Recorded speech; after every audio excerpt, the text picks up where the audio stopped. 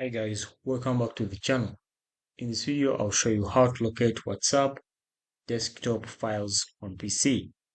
Now, quick on guys. Now, let's assume you receive maybe a photo from someone on your WhatsApp. Now, to find those files, first of all, go ahead and open up the File Explorer.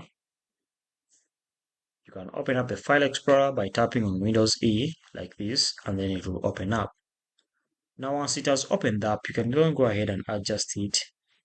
Now for this case, I'll do an overall search over here to pick up a given WhatsApp image. So quickly, I'll just search for WhatsApp. And you can see there are some images over here which are saved on WhatsApp. Now, like this one, it says WhatsApp image, WhatsApp image.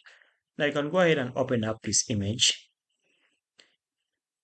You can see here you have to choose the app you want to use to open it up. So once you have opened it up, then go ahead and view it.